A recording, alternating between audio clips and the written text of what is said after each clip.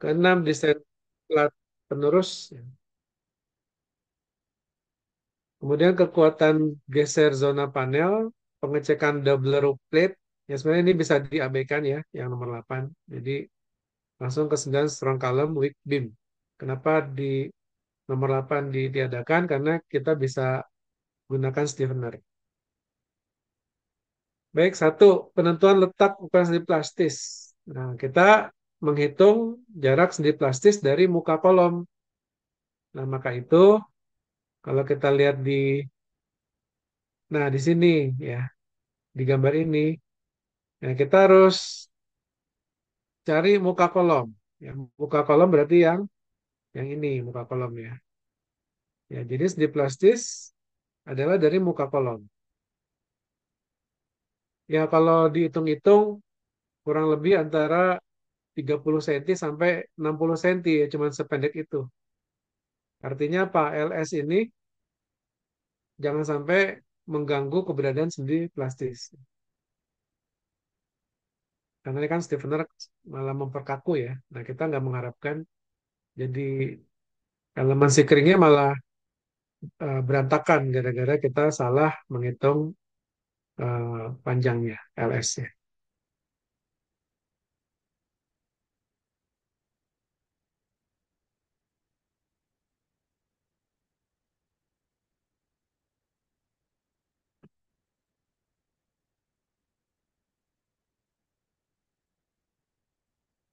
Oke, jadi dihitung LST sama dengan HST dibagi tan 30. LST panjang stiffenernya, HST tinggi stiffenernya, dan menggunakan tangan 30. Ya.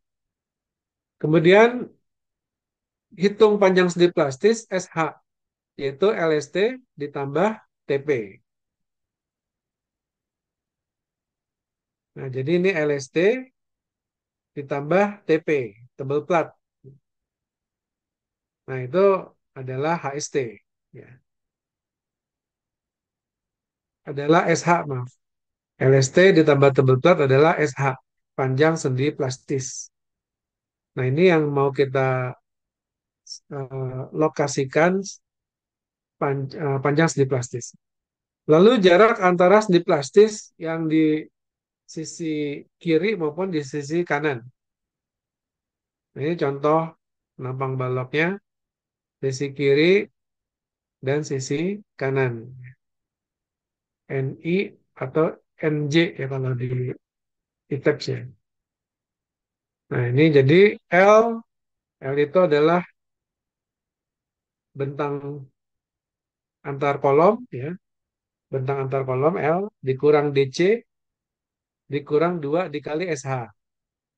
Jadi itu adalah jarak antara sendi plastis. Baik, kemudian setelah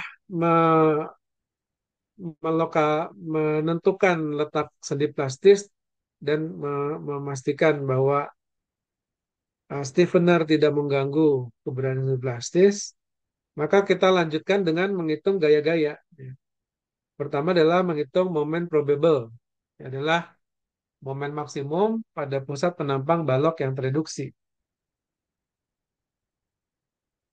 Jadi kalau kita punya LH bentang bersih ya, ini antara sendi plastis, maaf, kalau bentang bersih bukan LH, tapi LH itu jarak antara sendi plastis. Jadi LH yang kita perhatikan ya. Ya. Kemudian mencari momen probable adalah mencari dulu nilai CPR. Nilai CPR adalah kuat leleh baja, ya, FY, tegangan leleh ditambah tegangan ultimate, kuat putus, dibagi 2 dikali FY. Harus kecil atau sama dengan 1,2. Nah, kemudian momen probable adalah CPR dikali RY. RY adalah rasio kuat leleh terekspektasi terhadap kuat leleh minimum. Dikali FY, kuat leleh baja, dikali ZB, modulus penampang plastis dari balok. Nah, CPR ada ketentuan untuk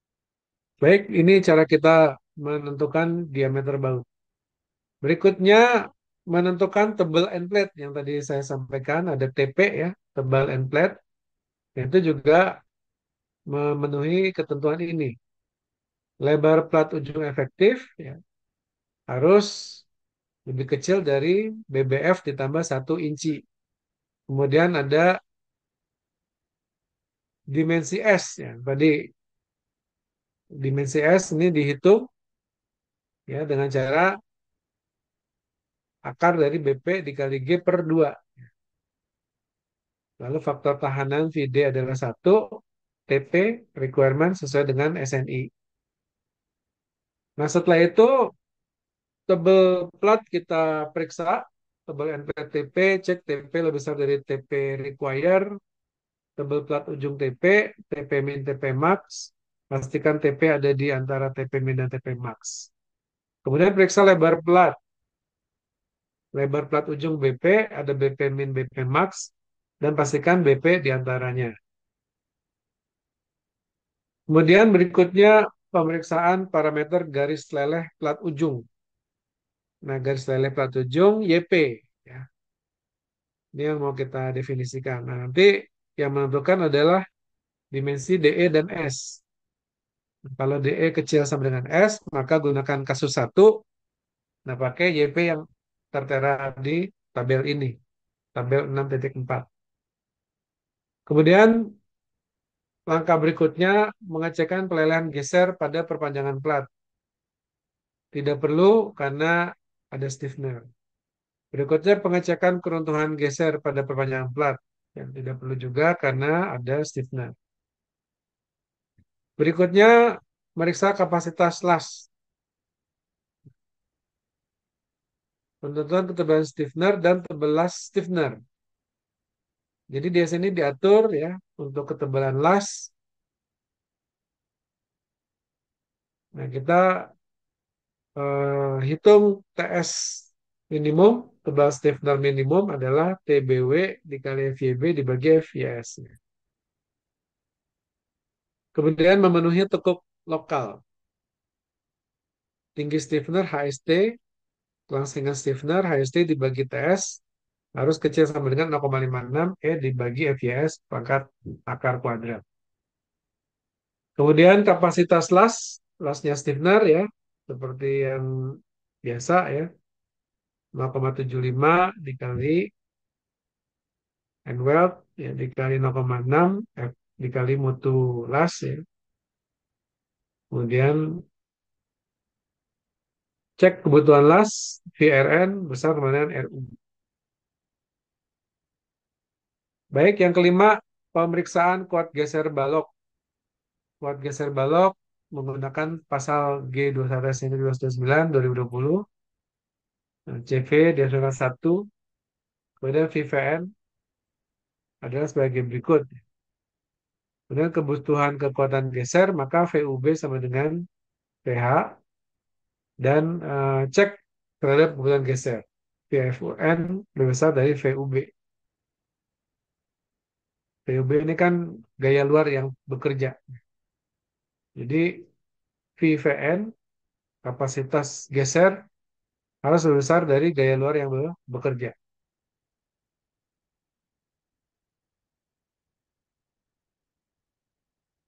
Baik, berikutnya gaya geser pada sambungan. Pada sambungan kita menghitung berdasarkan nilai gaya geser probable yang terjadi pada diplasis VU. Nah, jadi persamaannya kuadruntu geser baut VRN sama dengan VN dikali NB dikali FNV dikali AB.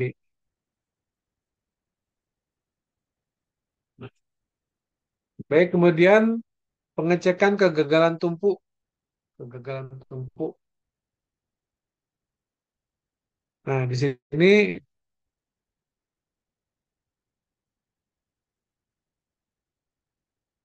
kapasitas sobek adalah VRN untuk plat ujung, sedangkan untuk end plate adalah VRN.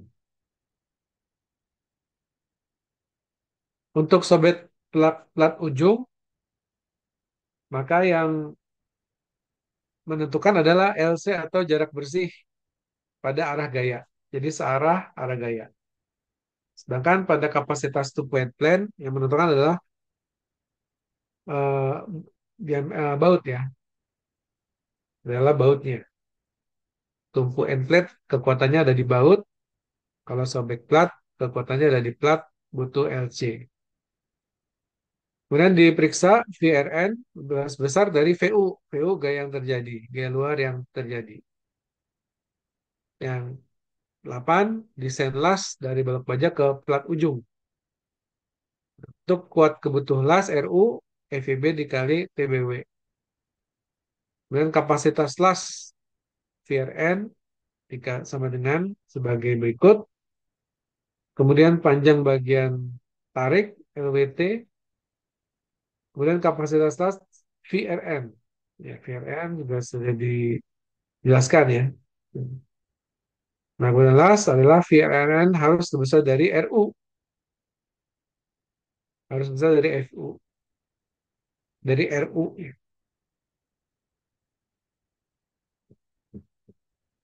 Baik, setelah itu selesai untuk eh, desain sambungan sisi plat ujung dan baut. Nah, berikutnya adalah desain pada sisi kolom. Pada sambungan kolom dilakukan pengecekan terhadap kapasitas leleh lentur pada setiap kolom. Sehingga dapat diketahui plat penerus disediakan atau tidak. Selain itu, dilakukan juga pengecekan pada kapasitas geser pada zona panel untuk menentukan kebutuhan plat pengganda. Jadi setelah saya ringkas ada 9 tahapan ya untuk desain pada sisi kolom. Satu, pengecekan dimensi kolom. Dua, kekuatan sayap kolom. Ya, kemudian ketiga, pelelehan lokal web kolom. Empat, lipat badan. Nomor lima, kekuatan tekuk badan kolom. Nomor enam, desain plat penerus. Nomor tujuh, kekuatan geser zona panel. Nomor delapan, pengecekan doubler plate. Dan sembilan, strong column weak beam.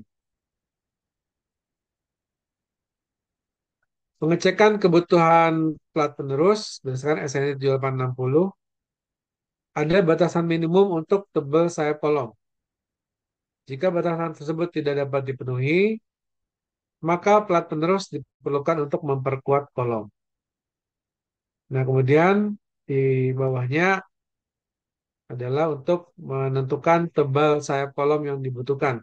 Jadi BBF dibagi 6. Atau persamaan yang kedua, nanti dibandingkan ya, mana yang menentukan. Kemudian tebal flange kolom yang dibutuhkan adalah TCF require. Jadi itu adalah tebal flange minimum. Tidak boleh kurang dari tersebut. Kemudian untuk tebal flange column yang digunakan TCF dan untuk mengetahui apakah butuh plat penerus maka menggunakan persamaan berikutnya sebagai yang terlihat di layar. Lalu cek dimensi kolom berdasarkan hasil pengecekan diketahui bahwa adanya plat penerus sebagai pengawal kolom tetap dibutuhkan ya. Nah, maka S adalah sebagai berikut dan C adalah sebagai berikut. Baik, ini adalah desain pada sisi kolom, jadi berbeda gambarnya dengan gambar sebelumnya. Ya. Yang sebelumnya adalah desain pada sisi plat ujung dan baut, ya, plat ujung dan baut. Jadi memang eh, di sini sudah diatur supaya sisi plat ujung dan baut dapat menerima momen dan berperilaku sebagai fuse atau si elemen sikring.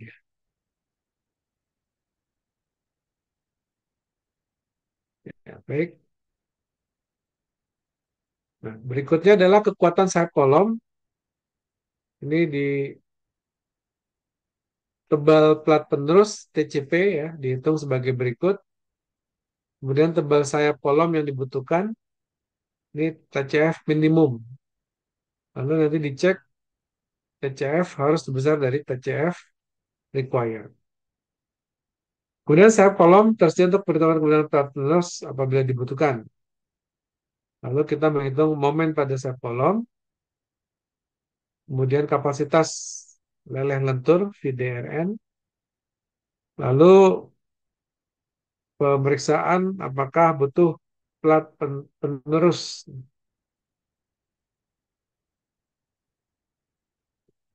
Kelelehan lokal web kolom. Kelelehan lokal pada web kolom ya, dilakukan dengan cara menghitung lebar efektif dari bearing LB. Nah, setelah kita menghitung LB, maka kita bisa menghitung kapasitas LAN lokal di web kolom sebagai berikut. Lalu periksa juga apakah butuh plat penerus. Persamaannya sebagai berikut. Baik, berikutnya adalah web crippling lipat badan. Web crippling pada kolom akibat beban terpusat pada kolom. Lalu VRN adalah sebagai pesan berikut. Kemudian kebutuhan dari plat penerus ya. ID dikali RN harus kecil dari FF ultimate. Kemudian kekuatan tekuk badan kolom dapat dihitung sebagai berikut. Kemudian kapasitas tekuk pada badan kolom VRN dapat dihitung sebagai berikut. Kemudian yang kelima, kekuatan tekuk badan kolom. Ya. Kekuatan perlu FSU sama dengan FFU dikurang minimum ya, V dikali RN. Tebal dari continuous plate adalah TCP. Ya. Tebal continuous plate minimum adalah TCP required. Yang besarnya adalah TBF dikali setengah harus lebih besar dari BBF dibagi 16.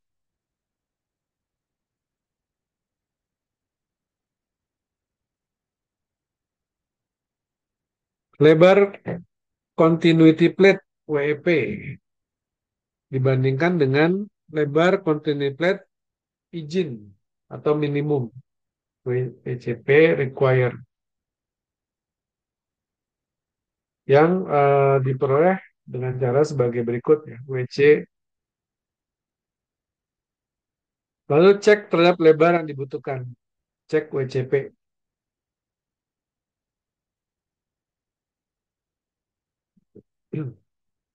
Jadi lebar yang dibutuhkan dicek sama lebar minimum.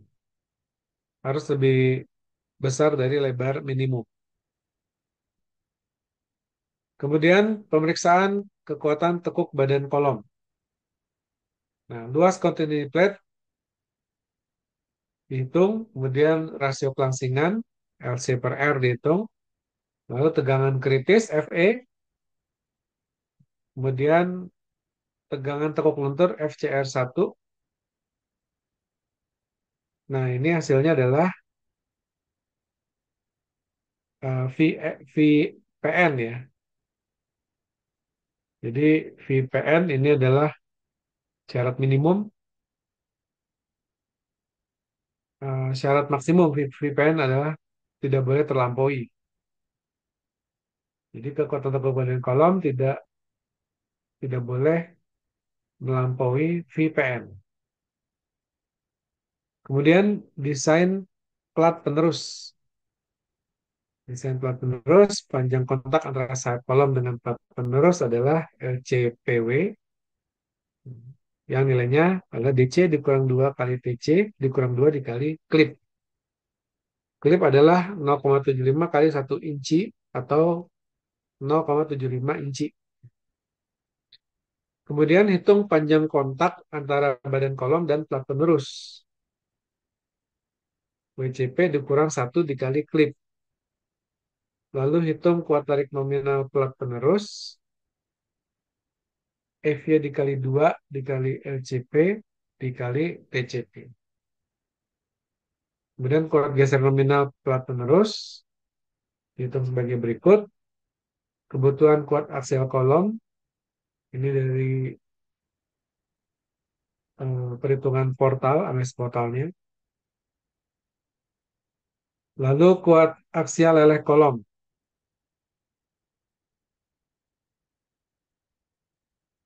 Nah, setelah itu hitung kuat geser zona panel.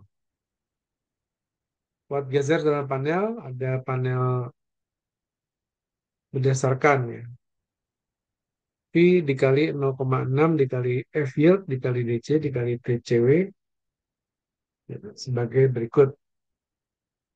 Kemudian hal-hal lain yang harus didefinisikan adalah jumlah las, tipe las, kuat putus las atau mutu dari las, tebal las yang digunakan, sudut las terhadap gaya, dan kapasitas las lalu kita hitung. Nah, hati-hati dalam memilih ya untuk tebal las itu ada ketentuannya. Ada minimum, ada tebal las maksimum. Dan panjang las juga diatur. Tidak boleh ngelas tanpa berhenti ya. Jadi panjang las itu ada batasnya. Setelah itu lasnya dilanjutkan bisa ya. Tapi jadi ada jeda setiap sekian sentimeter. Baik, untuk kuat runtuh geser VRN sama dengan 0,75 dikali N dikali 0,6 dikali FU dikali ANV. Ya, kuat runtuh geser VRN.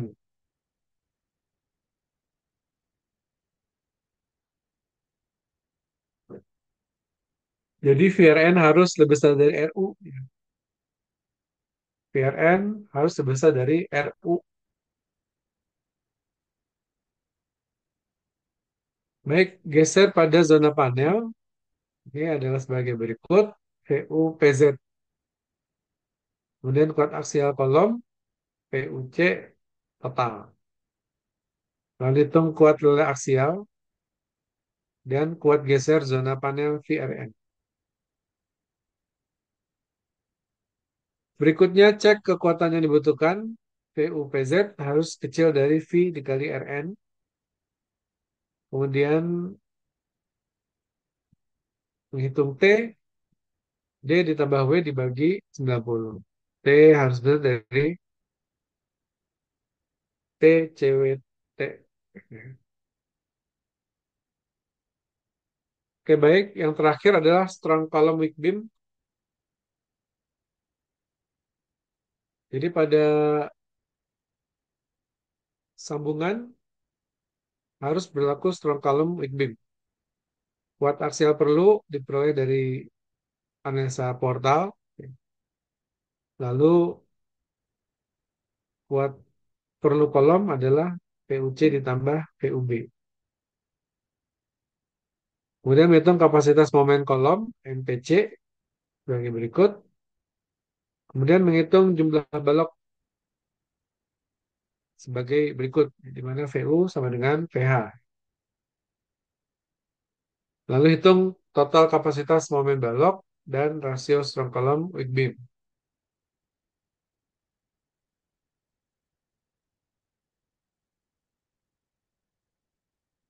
Baik,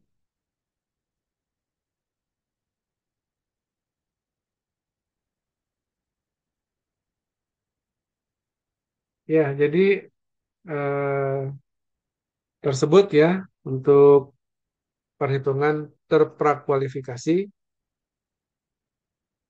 Setelah ini kita adakan UTS ya. Nanti akan saya buka di Google Classroom di hari Senin supaya Bapak Ibu ada long weekend ya.